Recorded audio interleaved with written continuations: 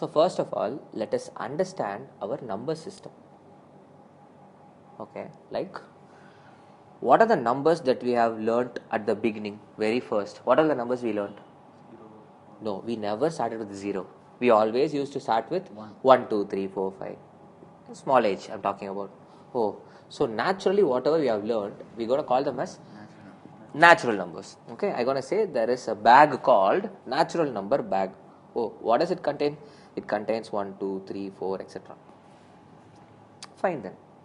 After that we came to know about 0 also. We call it as whole number. Okay, and then when we subtracted a bigger number from smaller number, say 2 minus 8, we got even negative numbers. Okay, the natural numbers can be called as positive integers. 0 is neither positive nor negative.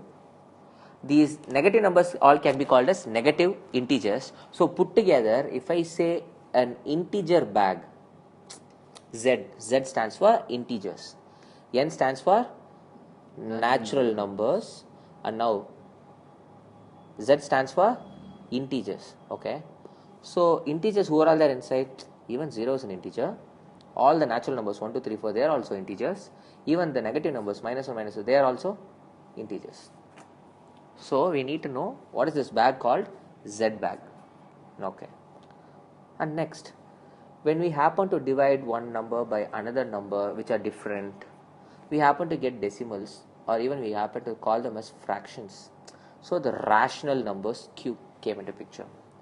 And you should also know that if I say a number 3, I can always write it as 3 by 1, which means even a natural number is a rational number. If I say minus 5, I can still write it as minus 5 by 1. So any number which can be written as P by Q form, we normally call it as a rational number. So you should know that the bag that we are going to talk about now, that is the rational number bag, comprises of the integer bag, which indeed comprises of the natural number bag inside, apart from which we also have the fractions. Hope you can understand. Okay, so okay, and then sir, once we spoke about rationals, it is time to talk about irrationals. Who are they? Root 2, root 3, even pi. They are all values which will keep on repeating and unrepeating. No, in the sense like they are called irrational numbers. Okay. So now, what are real numbers? All the rational numbers. Yeah. Also these irrationals, all put together in a single bag, we're going to call it as real numbers. Okay. Then, do we also have imaginary numbers? Yeah. We call it as complex numbers. Oh, then what is complex number? The numbers which are present in the world, the numbers which are not present in the world, all put together, call them as complex numbers. C. So this is understanding the number system.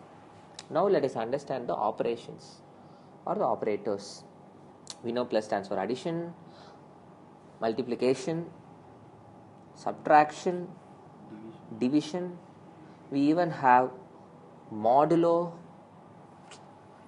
We even have greater than, lesser than. There are so many operators. Okay, powers and all. There are so many operators. Okay, so what is it now?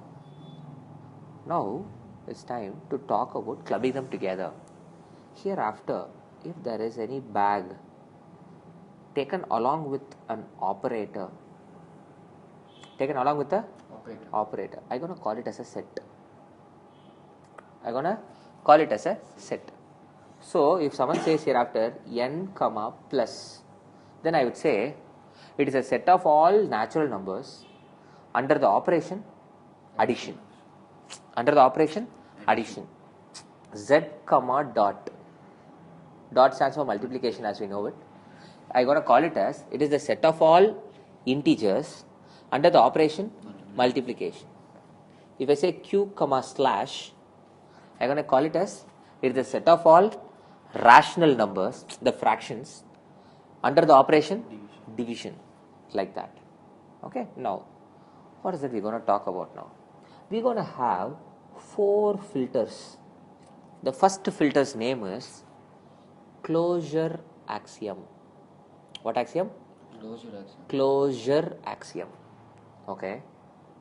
The second filter's name is associative axiom. The third filter's name is identity axiom. And the fourth filter's name is inverse axiom. Okay. So what are those four filters? If I take a set, okay, who's a set? Say n comma plus, for example, or z comma dot. If I take the set and put inside the first filter, if it passes through, if it goes to the second filter, if it passes through that also, goes to the third filter, passes through that also, goes through the fourth filter, even passes through that also, then this set or this set, whatever, if it is capable of passing through all the four filters, we call it as a group. We call the set as a group. So what if it stops with the first one itself, which means it is not associative? Okay, then I have to only call it as binary, or simply say that closure axiom only is proved. What if the set passes through even the second one but not crossing the third one? Oh, then call it as half of it, no? Call it as semi-group. Call it what? Semi-group. What if passes through the third one? Okay, third one, 3. In Tamil they call it moonu, no? We call it as monoid. Okay, think monoid. Monoid. Okay, so if it passes through 3 filters, not the fourth one, we call it as monoid. So it passes through even the fourth one, then we call it as a group. Oh, so basically we would be given with some set in our hands asking us to check whether it is a group or not. So what is it we have to do is we have to basically get to know about these 4 filters. What are they? What are these 4 axioms? Let me begin with the first axiom called closure axiom. I told you the other name is binary. It can come in even 1 marks. So what is it? What is the meaning of saying check if n comma plus is closed? That is whether it is closure axiom true or not, whether it is binary or not. Okay, then the meaning is, from this bag, who's the bag? Natural number bag. From this bag you take any 2 elements, okay, say A, B, and this operation addition. From this bag you have to take any 2 elements and do that operation, and if you end up getting some number that also belongs to this bag, then we will say that this set is closed or it is binary. Okay, so let us take even n comma plus as an example. I am going to take 2 and 3 from inside. What is 2 plus 3? 5. Is 5 also another natural number? Yeah.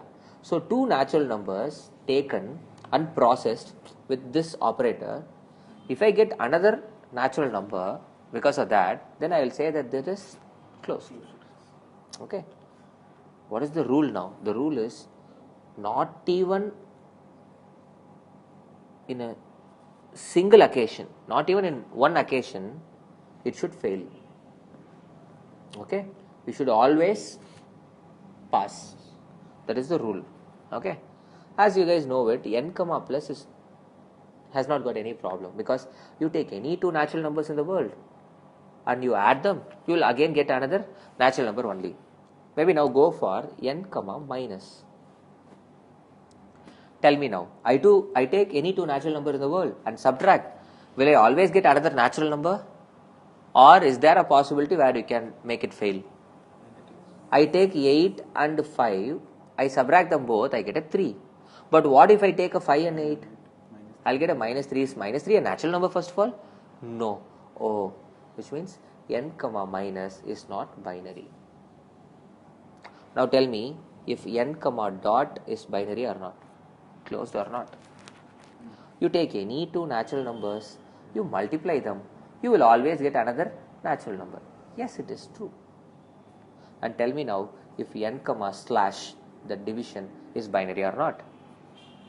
Obviously not. take any two numbers, divide, we may get anything other than natural numbers also.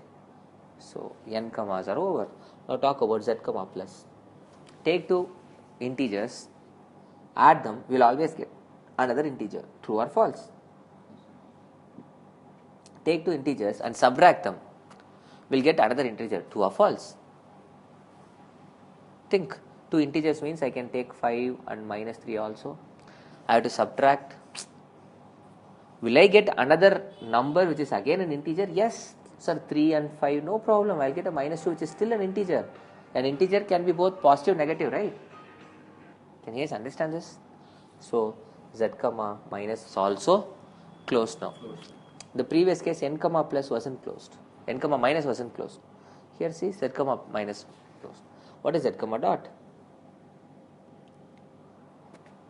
Any two integers multiplied, you will get another integer? 100% yes. Any two integers divided, will you get another integer? Any two integers divided, will you get another integer? You take a minus 5 and a 2, will you get another integer? No, you will still get a fraction. No, it is not closed. You understand? Now, what is q comma plus? Is it closed or not? Q comma minus closed or not? Q comma dot closed or not? Q comma slash closed or not? No. Even in single occasion, okay, if it is gone, it is gone. For example, if I take a 5 and take a 0 on the bottom, is it defined? No, it is undefined. Kills. Oh, which means q comma slash is not a binary? No, it's not. Can I throw that 0 alone outside the bag and do a slash operation? Yeah, then it is true. Can you understand? This is how you have to understand the number system along with operators, because it's very, very crucial. Okay. So, closure axiom is proved. Closure axiom is proved. And the next one now. Okay. So, how to generalize it? Maybe I can do like this. Closure axiom generalizing. If I take A comma B belonging to that bag, say some bag G, if I do that operation star, that is taking A and B, if it ends up giving me a C, where that C also belongs to the bag, then I will say that closure axiom is true. Hope you can get it. The next axiom is associative axiom. This is very simple. You have to take A, B, C, 3 people from a bag in such a way that, why are we taking A, B, C, 3 people from the bag? Because already this has been proved. Only if something is closure axiom proved, we can go for the next axiom, because I told you the order of filtering also. Only if it is the first filter done, then only you will go for the second filter. So, associative axiom, yes, they 3 belong to the group or the bag now. Then, if I happen to check that A operated with B, okay, I'm going to call it a star, a general operation, whatever it is, plus, minus, whatever it is. A star B, and then do it with C. If it is equal to A star B star C, okay, this I'm going to call it as associative axiom is true. Most of the cases where addition, multiplication and all happens, this will go true only. In most of the cases, we're going to say that it's going to be associative. Now, the third one is what axiom? Identity axiom. So, what is identity axiom? Say, suppose I have elements present inside, okay, say some A, B and all, they are present inside a bag. Okay, now, there should be another element called E, which should be present inside the bag in such a way that you take any element, operate with that element called E, which is there inside the bag, again get back the element that you taken first. You understand? Okay. Such an element, if it present inside the bag, we call it as identity element.